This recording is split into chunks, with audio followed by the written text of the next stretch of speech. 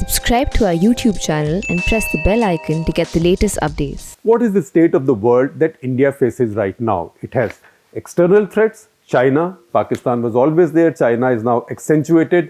There is coronavirus. Some of India's allies right now are going through uncertainties of their own, particularly the US with their elections.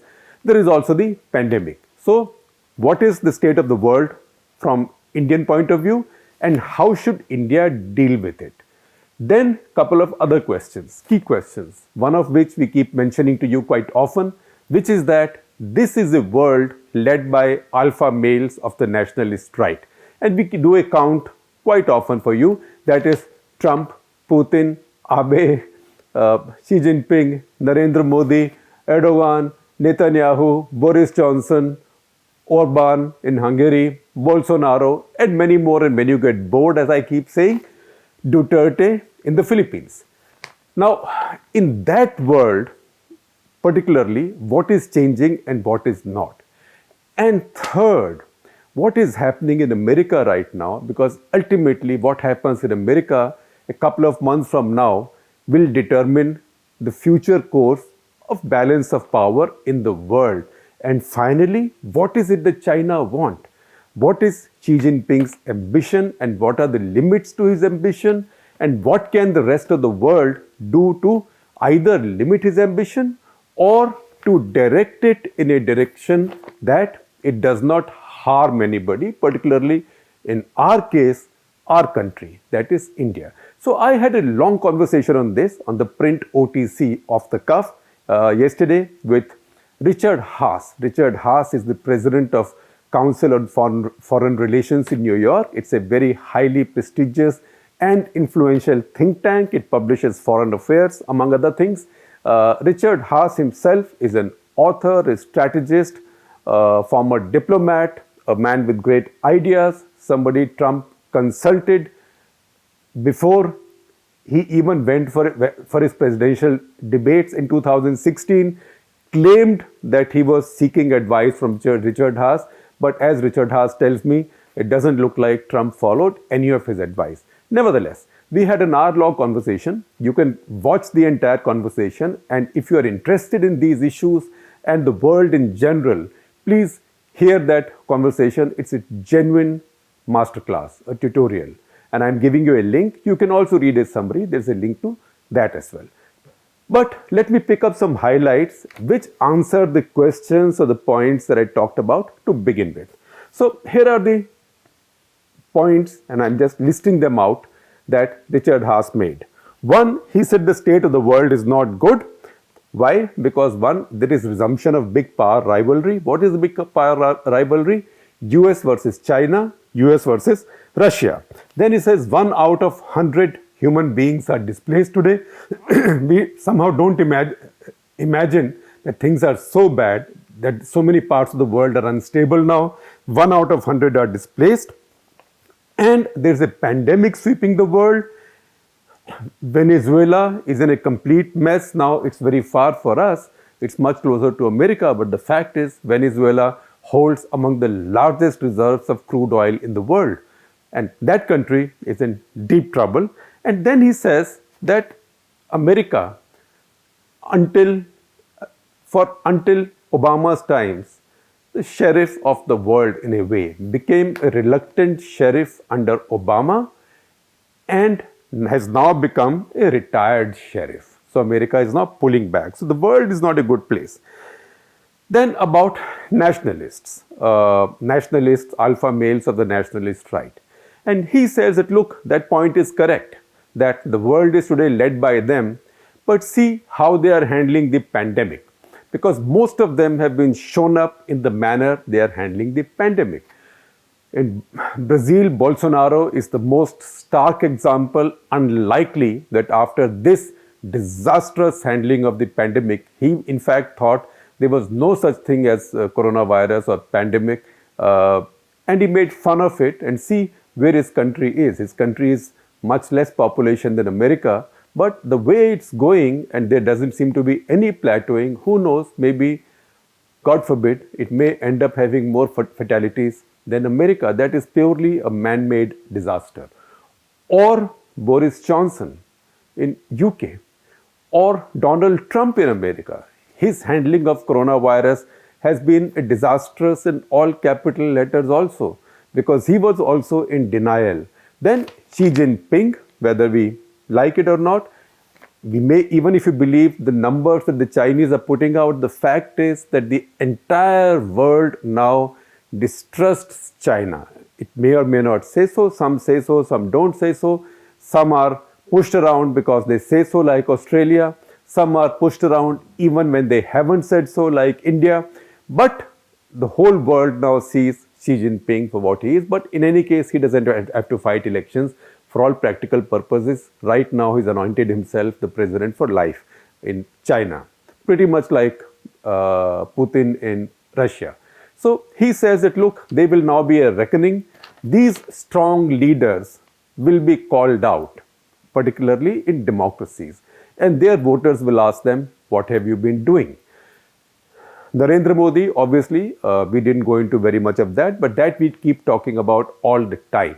I think how he handles China now and coronavirus in that order, that will determine his own, I would say, the sustenance of his stature as well. So he's also got special challenges. So each one of these global strongmen now has a challenge. Netanyahu, as we know, his power now is divided because he is in a tough coalition. Then, how did we get here? Now, Richard Haas says that this essentially happened because of US's failure to build on gains of Cold War. And how does he explain that? He said American foreign policy after the Cold War had a maximalist phase. And that maximalist phase was under Clinton and Bush Jr. That's when they wanted to go out and intervene everywhere, start wars everywhere. That was the activist sheriff America. And then came Obama, who started what Richard calls a retrenchment foreign policy. And Trump, on the other hand, has taken it to a unilateral and isolationist foreign policy. What this has led to is, this has led to a great vacuum in the global balance of power, in which China can rise now, not just unchallenged, but unbalanced. And this has been disastrous, terrible for the allies in the Western system, who now have to choose, who either have to choose between an unreliable America, who sends them bills for giving them protection, or they have to find their own way of making peace with this new all-conquering sovereign, that being China. So America's withdrawal from the world has caused this great imbalance in the world, of which India is also a victim. India has to learn to deal with this also.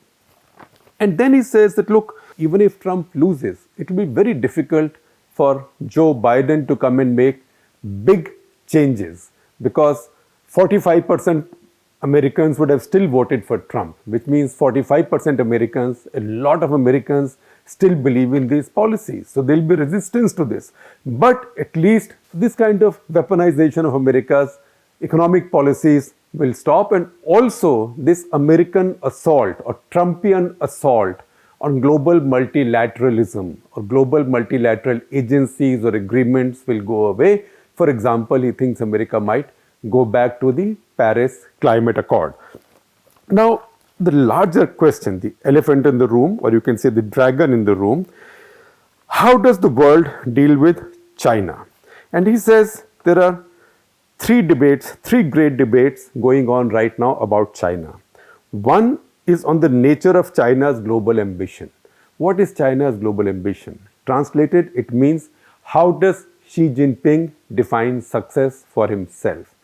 Once you make that assessment, you can then decide, that's the second debate, what are China's internal strengths but also weaknesses? And China has many weaknesses.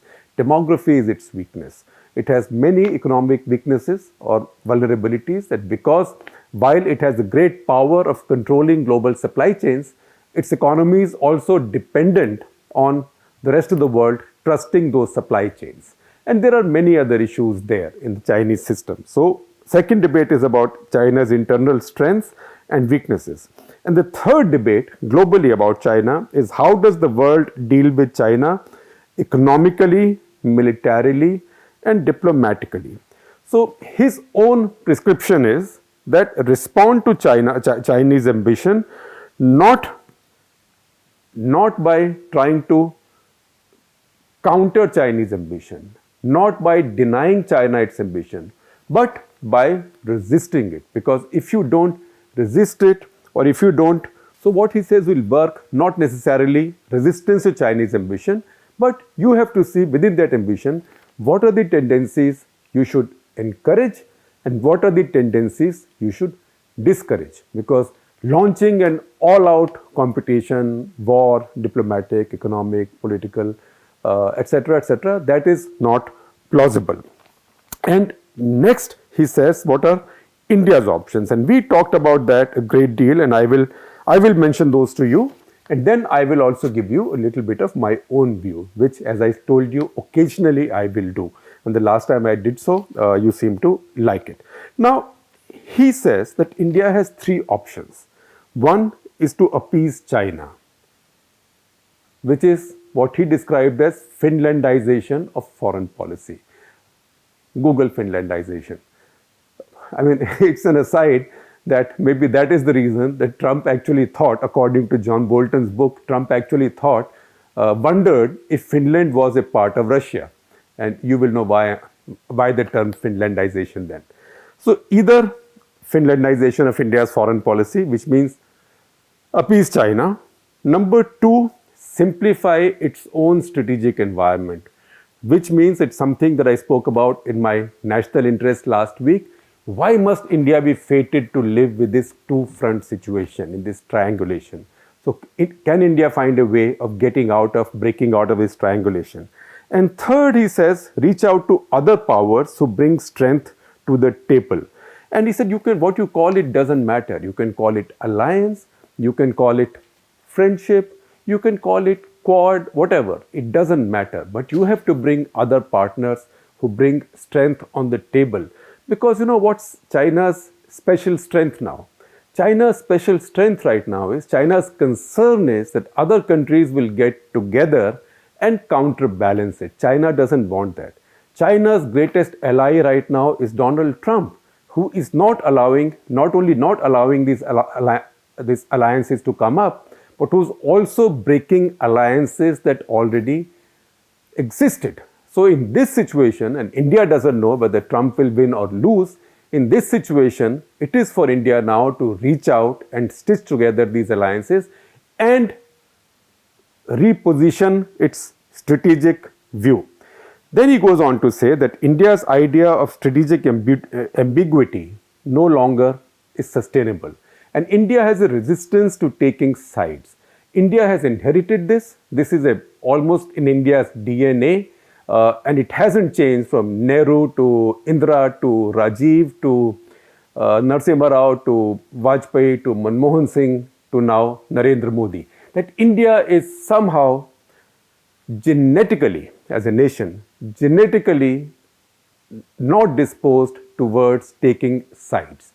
It likes to have what it calls as strategic autonomy, but it's also strategic ambiguity. So nobody quite knows who India is with. It might have worked in the days of the Cold War, but it doesn't work. And remember, I said so in the last national interest, that you can't keep on proudly announcing that you are a natural strategic ally of the Americans, and at the same time not reach out and consummate that alliance. It simply doesn't work like that. And he says that, look, India's key adversary is China. China is getting more assertive.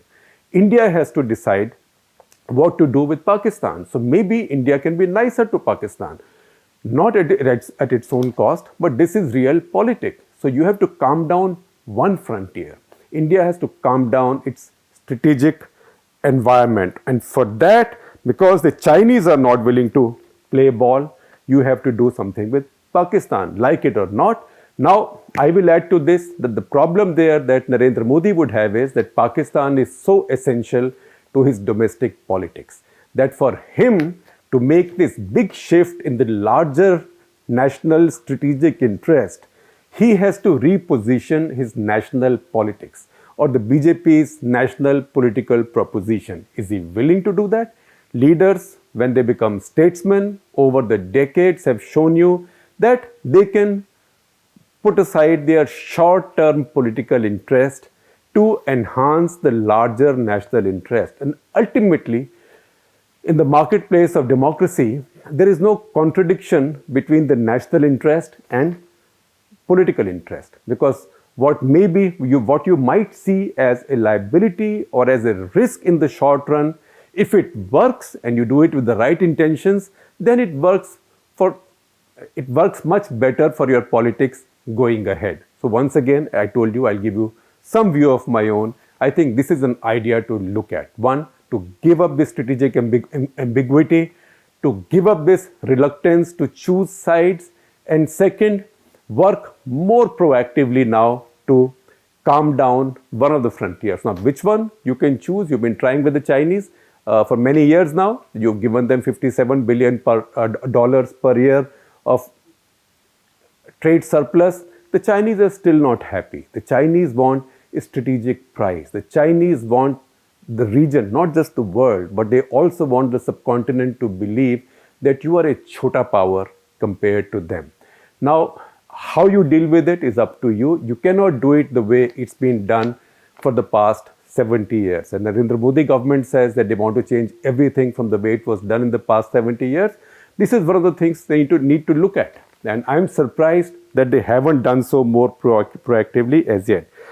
Second, his prescription, with which I agree, that India has to focus on internal stability. India has to do nothing now which causes internal instability. India has to handle its diversity much better.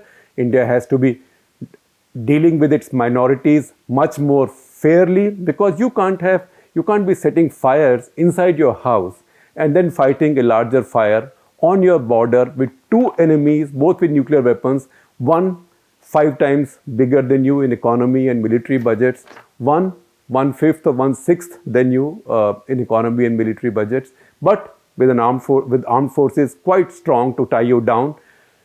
You don't want it. But there is the need to fight on the internal front. But once again, for that to happen, now Bihar elections coming up, then West Bengal will coming up. Again, for that to happen, Narendra Modi has to reposition or rewrite his internal political proposition. Can he do it? Particularly at a time when the other likely proposition, which is economic growth, is not happening. In fact, his performance on the economy has been quite poor in the last few years. It's not just because of Corona. It was poor even before coronavirus came. So once again, that's a political call that Narendra Modi has to take. And finally, and this is what I am saying right now, India has to, there's an Indian mindset that leave it for tomorrow, right?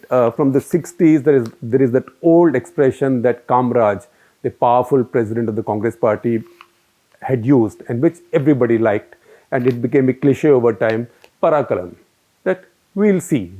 But right now, you cannot follow that approach of we'll see. Not when one country on your borders is shoving terrorists into your state, Jammu and Kashmir, and when the other is coming saber rattling all along your borders, because those fellows will not give you time. You can't tell them there is no referee right now who will blow the whistle and who will say time out or interval. That is not going to happen. So if India has to make changes, shifts, adjustments, it has to do so now. And remember, these will not just be about India's external policies. That will have to be done, but that will also entail India making substantial shifts in its internal politics, and in Narendra Modi agreeing to redefine his internal political offering to suit the larger national strategic interest. And if he does so, he will emerge as a much bigger and much better leader, and history will remember him better. And he will not be the only leader to have done so. I know that most leaders struggle to do so, but the truly great ones who achieve greatness, are the ones who take these risks.